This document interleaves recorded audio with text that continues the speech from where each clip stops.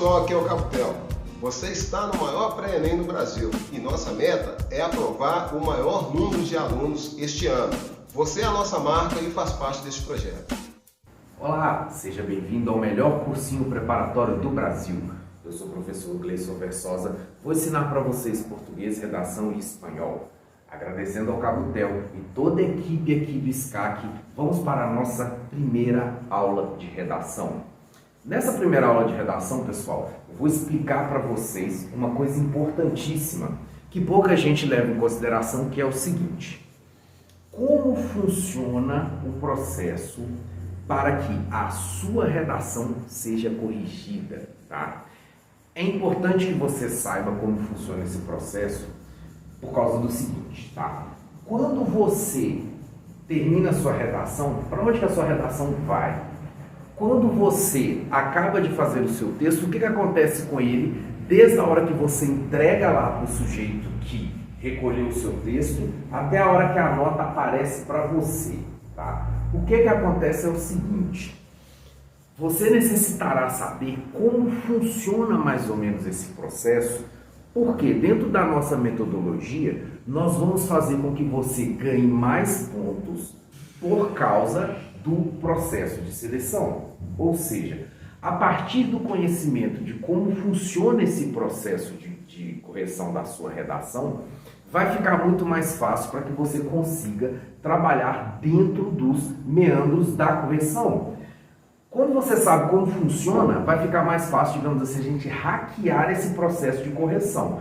E aí nós vamos saber como funciona o processo, assim nós vamos saber como pontuar mais. Afinal de contas, a gente sempre aprova bastante aluno, os nossos alunos sempre têm notas altas, porque a gente explica para eles como funciona o processo e que a gente não estuda nada que não seja importante, nada que não seja relevante para que o aluno se dê bem, ok? Então, beleza, pessoal, de início, vou falar para vocês o seguinte: você está lá fazendo sua prova, foi lá, terminou sua prova de redação e a sua prova escrita, tá? O que vai acontecer nesse momento? Você vai lá e entrega essa prova para a sua redação para o examinador. Esse examinador que está na sala vai levar a sua prova juntamente com a sua prova de marcar, né? Aquela prova lá que você colocou xizinho. E depois essas provas elas vão ser separadas, tá? Uma parte dessa prova, que é aquela do gabarito, né? Que você colocou lá nos quadradinhos e tal, vai ser corrigida com um scanner, né? Então ela vai ser corrigida de maneira automática.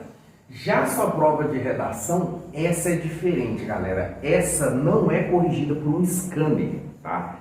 Essa é corrigida por um ser humano mesmo, tá? Um ser humano mesmo. Ele vai olhar a sua prova, ele que vai corrigir. O termo certo nem seria corrigir, ele vai avaliar a sua prova.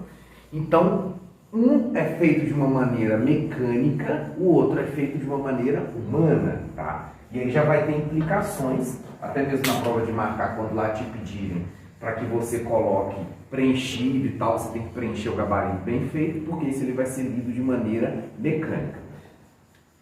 Já no caso da sua prova de redação, vai ser um ser humano de carne e osso que vai pegar a sua prova e vai corrigi-la. E por isso a gente já tem que pensar em algumas coisas, galera. Por exemplo, como é que tem que ser a sua letra, considerando que quem vai corrigir é um ser humano e não uma máquina? Bom, é óbvio que se você está fazendo uma prova que será corrigida por uma pessoa, a pessoa precisa entender sua letra, tá? Então, a letra vai ser a nossa primeira trincheira, ou seja, o primeiro local no qual você precisa ficar muito atento. Pode letra feia? Pode letra feia, desde que a sua letra feia seja legível, tá? Então, pode, por exemplo, fazer uma letra como essa que eu costumo fazer, que é uma letra de forma? Pode também, pode também. Não é proibido, tá? Você pode sim fazer uma letra de forma. Nesse caso, você só tem que ficar muito atento com palavras que requerem uma letra maiúscula, como por exemplo, Brasil, né? Aí você vai precisar deixar bem claro, mas bem claro mesmo, lá para o sujeito que você está mostrando a prova, que esse sujeito está vendo uma letra maiúscula, tá? Esse sujeito que está vendo a prova, ele não pode ter dúvidas. Por que eu vou dizer isso para vocês, que ele não pode ter dúvida? Esse processo de correção ele é feito através de professores professores que têm que ter sido formados em letras e ter especialização.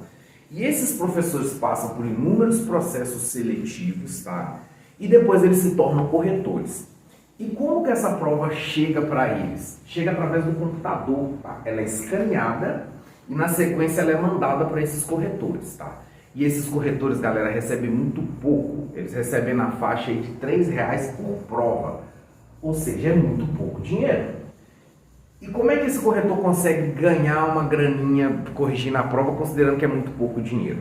Simples, ele tem que corrigir muita prova. Tem que corrigir muita prova, tá? Eles têm que corrigir no mínimo 100 provas por dia. Então é claro que se você está dentro de um contexto que o sujeito não tem tempo, ele tem que produzir muito, se você fizer uma letra muito esquisita e uma letra muito feia, ele não vai ficar prestando atenção na sua letra esquisita e na sua letra feia, tá? Então, a sua letra tem que ser daquele tipo que o cara bate o olho e ele já identifica. Porque se ele tiver que ficar muito tempo ali marinando o seu texto, olhando para ver como é que está a sua letra, vai dar ruim para você. Por quê? Quanto mais o cara olhar o seu texto, mais erro ele vai achar. Então você já tem que deixar bem claro, por exemplo, é uma maiúscula, você vai deixar uma maiúscula bem clara.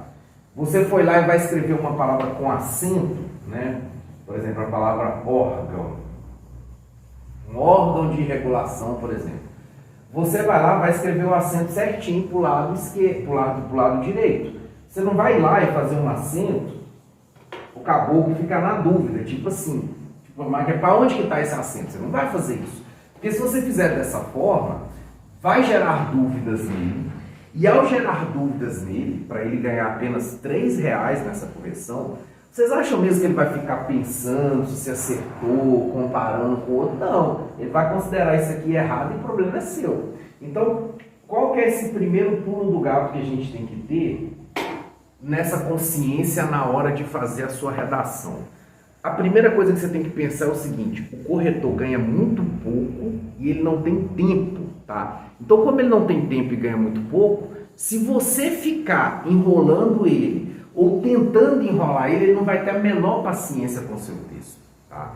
Ele muito provavelmente não vai ficar feliz, vai começar a olhar o seu texto com uma lupa, como se fosse uma lupa mesmo, para enxergar erro, e todas as vezes que o corretor procura erro no seu texto, ele vai achar. Isso aí você pode ter certeza, ele vai achar erro. Então não deixe margem para ele procurar erro, tá? Você vai lá, você vai colocar o acento direitinho pro lado de cá. Tá? Você não vai colocar o acento no meio ou colocar o acento errado, que no caso seria para a esquerda, tá? Então lembrando que o acento ele vai estar sempre para a direita, tá? Por exemplo, sei lá, na palavra parar, ele vai estar sempre para a direita, sempre, mesmo que seja no início, exceto quando a gente estiver falando de crase, que aí ele vai estar para a esquerda. Então o mesmo processo, você não vai chegar aqui na crase e fazer assim, ó. Porque o aluno tenta enrolar, ele sempre vai fazer desse jeito. Não é, você vai fazer quando for crase para a esquerda e todos os outros para a direita.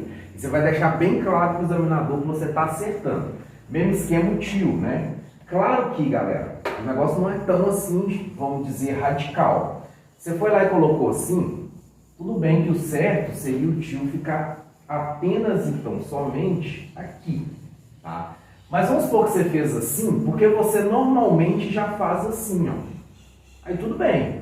O problema é quando às vezes o camarada vai lá, ele coloca aqui, ele acerta, ele coloca só no A, e aqui ele coloca em tudo, tá? Aí fica na cara para o examinador que o sujeito está enrolando.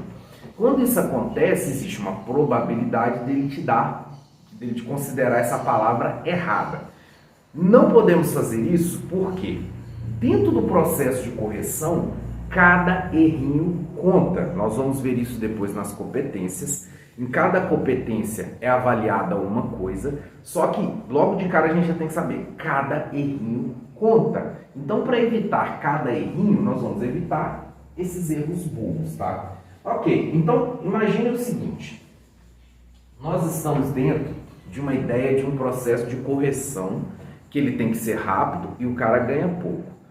Aí nós vamos ter que ter muito cuidado com a letra e vamos ter que ter muito cuidado com outras questões, como por exemplo, uma questão que sempre aparece, que é como fazer uma rasura, tá? Pense o seguinte, se você foi lá, escreveu, vamos pegar a palavra Brasil, né?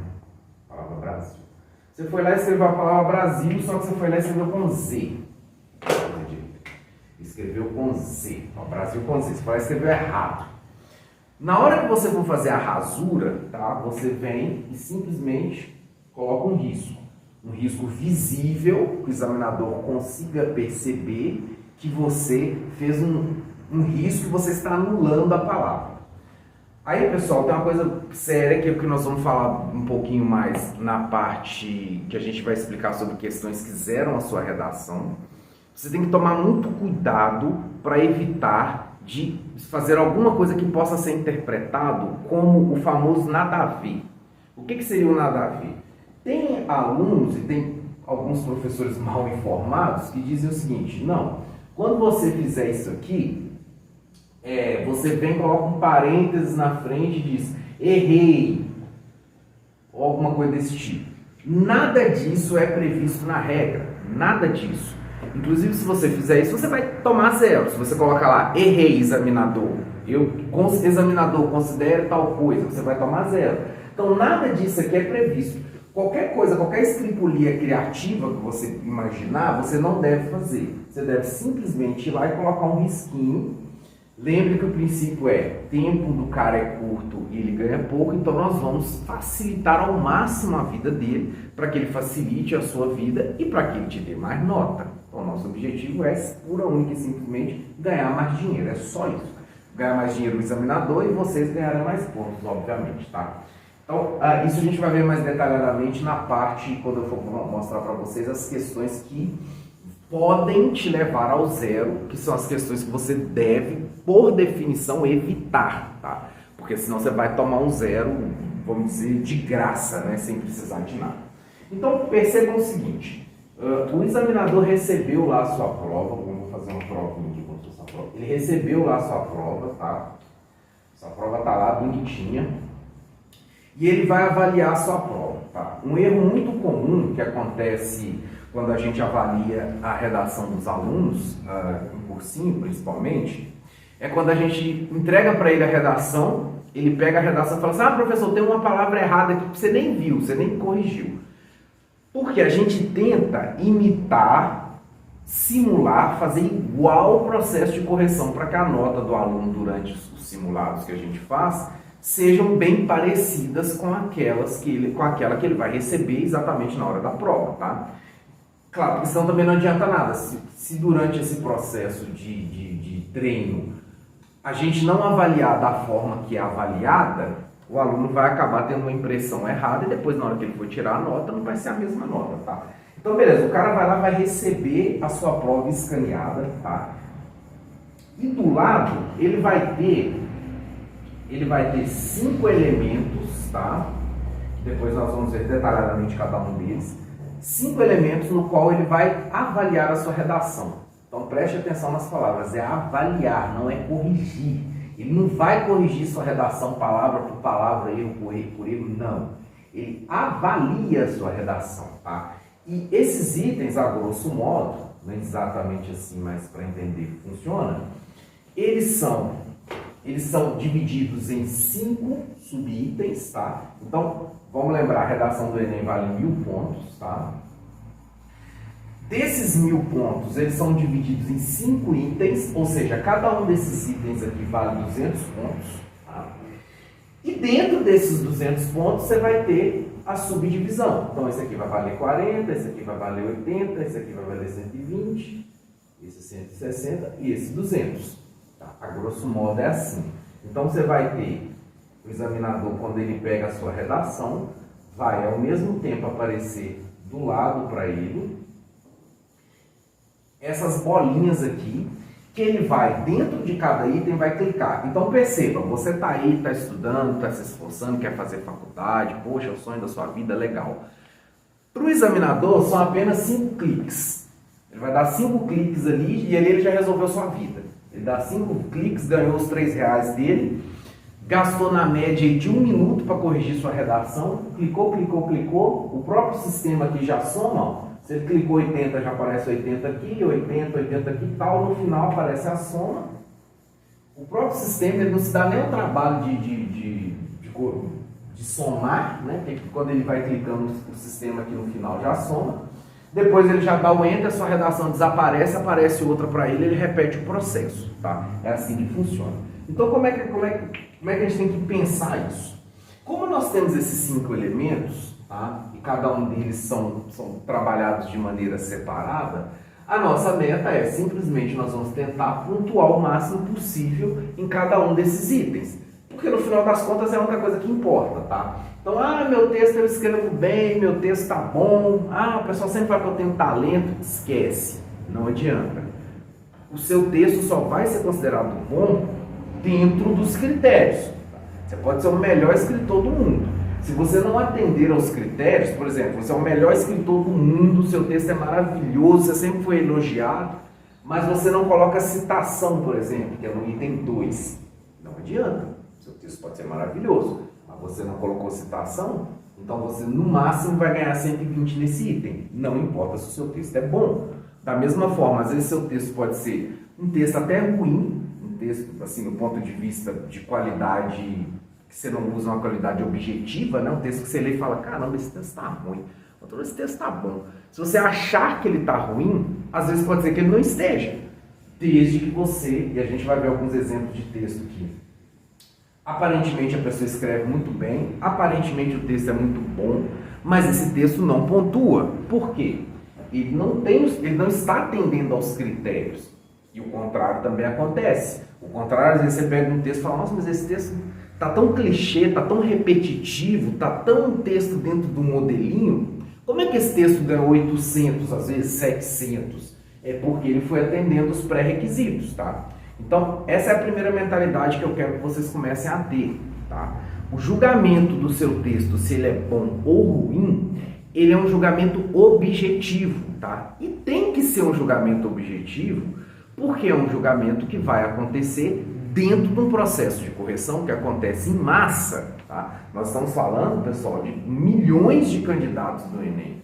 Nós não estamos falando de uma prova, 2 provas, 10 redações, não, nós estamos falando de 3 milhões de redações para corrigir. Então é claro que se não houvesse um critério que fosse um critério muito claro, que fosse um critério muito funcional, essa correção ela seria até mesmo impossível, tá?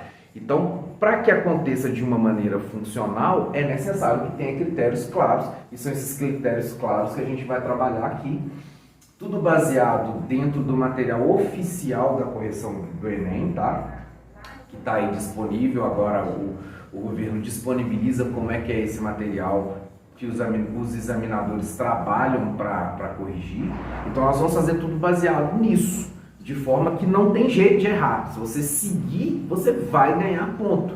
Porque lá diz, tal coisa ganha ponto, se você fez isso, você vai ganhar ponto. É simples assim. Outra questão então que nós vamos imaginar aqui é o seguinte, ó, sua redação chegou lá, esse cabuquinho aqui foi lá e fez a primeira avaliação dele. A sua avaliação está resolvida aí? Não. Tá? O que acontece? Toda prova de redação, toda prova que você for fazer lá no Enem, ela vai passar no mínimo por 2 corretores. Tá? Então o corretor número 1, vamos imaginar que esse aqui é o corretor número 1, ele recebeu lá a sua prova, todos os corretores passam por inúmeros concursos, etc. Eles são muito treinados naquilo que eles têm que fazer. Tá?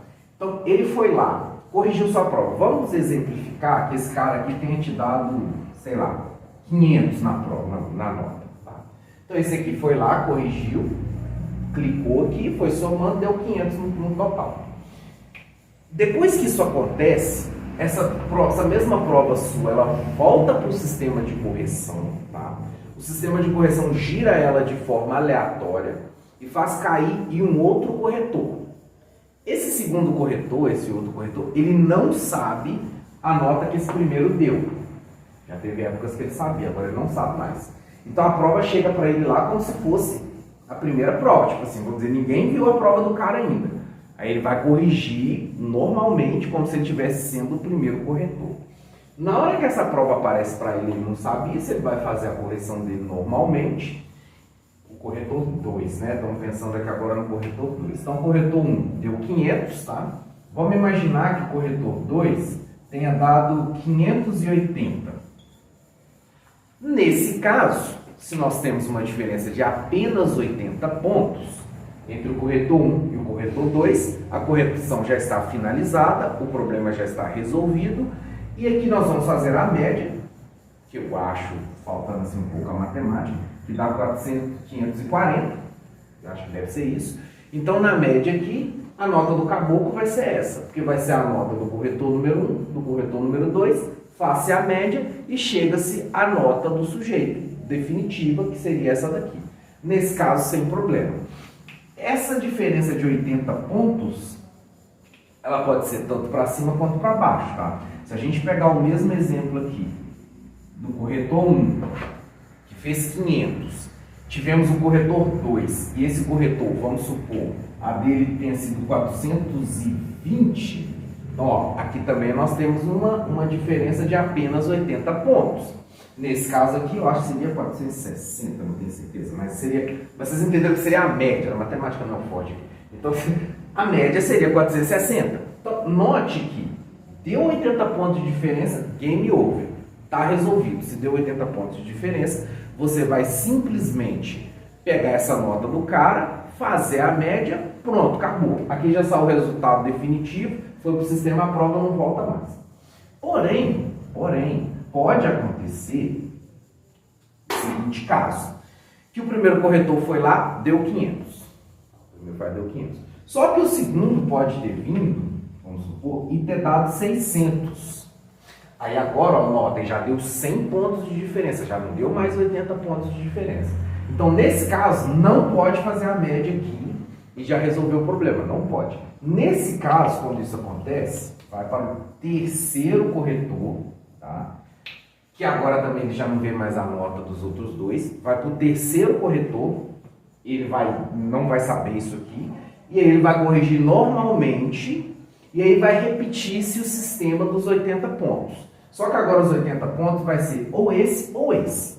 Se o terceiro corretor achar que é 680, por exemplo, se ele achar que é 680, por exemplo, aí nós vamos desconsiderar esse aqui e a média vai ser feita entre esses dois. Se o outro corretor, o terceiro corretor, achar que é 580, aí nós vamos jogar por de 500 ou por de 600, depende de qual está mais próximo, no caso aqui seria o de 600, né? Então vamos pegar outro, se ele achar que foi 420, aí no caso mais perto seria o de 500 com a diferença de 80 pontos, tá? Então nesse caso aqui, você ia fazer essa média e não essa outra média.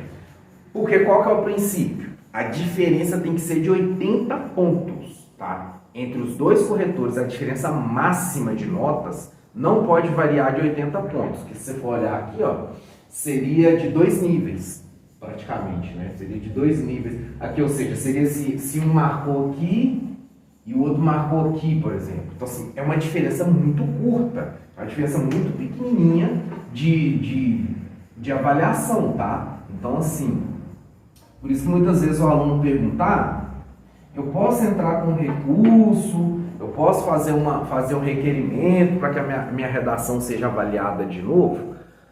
Olha, nem sequer existe essa previsão, tá? O Enem nem sequer dá essa previsão legal de você questionar a nota.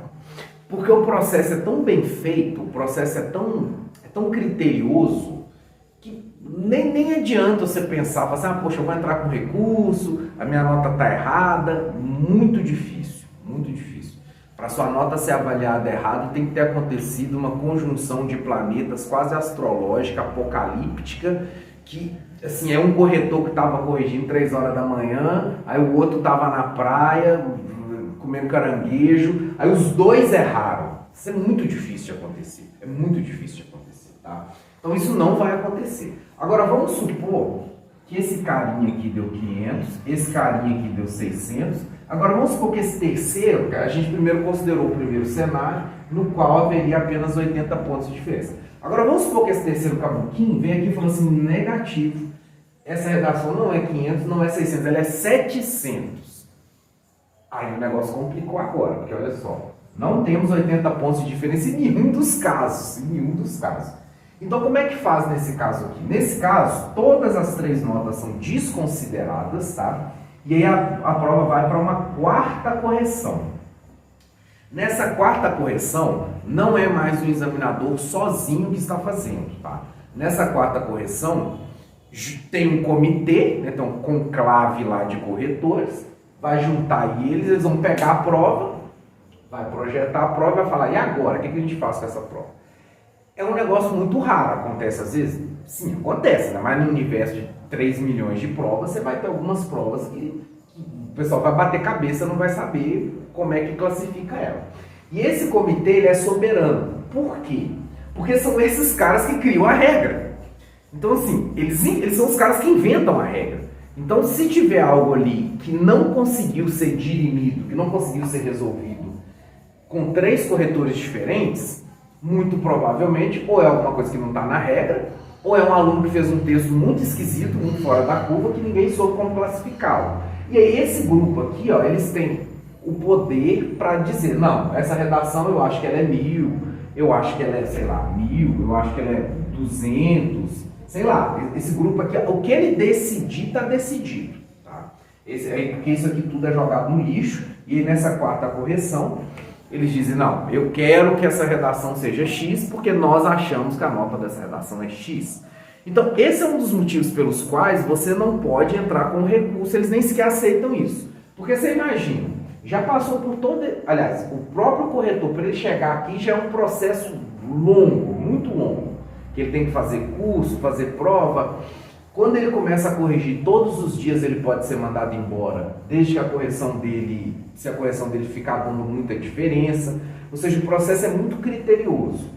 Na sequência, se isso aqui tudo der ruim, você ainda vai para os caras que criaram a regra, então o que ia adiantar você entrar com recurso se quem ia julgar é o próprio cara que já falou que não vale? Então o corretor, o que acontece? Ele não tem como você discutir com esses caras aqui, porque esses caras são os caras que criaram a regra. Não vai adiantar nada você ou conversar com algum professor seu, ou ir lá na internet, ficar com esse cara funchando lá, lendo regra, porque a regra são esses caras que fazem, então não adianta nada. Na hora que cair lá na prova dele, ele vai dizer, não, eu decidi que é assim, sou eu que decido, então vai ficar assim, tá? Então por essa razão que nem faz sentido você pensar em entrar com algum recurso e tal. Mas assim, pode ficar muito tranquilo, muito sossegado, tá? Porque não acontece, quer dizer, muito raramente vai acontecer da sua nota estar equivocada, pro bem ou pro mal. Então se a sua nota foi boa, ela é boa mesmo, pode ficar tranquilo. Agora se a sua nota foi ruim, é porque você não soube trabalhar com aquilo que eles te pedem. Não é que o corretor errou, que não sei o que, não, é porque você não soube fazer as coisas funcionarem dentro do critério necessário aqui, tá? Então pode ficar tranquilo que tanto para o bem quanto para o mal, mas o seu critério de correção ele foi muito bem aplicado, porque eles sabem como aplicar esse critério de correção, tá? A coisa é feita mais ou menos dessa forma. Bom, acho que eu vou para 2 já. Então, já vou falar, então termino, já vou para 2, porque eu já quero fazer no mesmo vídeo, né? Porque depois o cara corta lá. Termina e fala que é a aula 2. Beleza. Então, beleza, pessoal, sobre essa parte do corretor, é isso que a gente tem para falar. Tem mais coisas, mas eu acho que é desnecessário. Então, já vamos entrar já na segunda parte da aula, que a gente poderia considerar como essa aula 2 introdutória, que é como questões que podem te dar nota 0, tá? Então, nós vamos trabalhar aqui, eu vou mostrar para vocês algumas coisas. E aí nós vamos trabalhar agora com os princípios de novo, tá? Não, finaliza mesmo? Mas depois você fala, agora é a aula 2. Pode finalizar a aula 1, mas depois a aula 2. Tá, beleza. Então faz um outro vídeo. Tá, beleza. Então essa é a aula 1, pessoal, no qual a gente destrinchou como funciona o processo de correção. Espero que você tenha entendido. Tem muito mais coisas relacionadas a isso, mas eu acho que é desnecessário. A gente tem que focar apenas naquilo que é necessário, apenas naquilo que você necessitará para ganhar mais pontos. Te espero na próxima aula.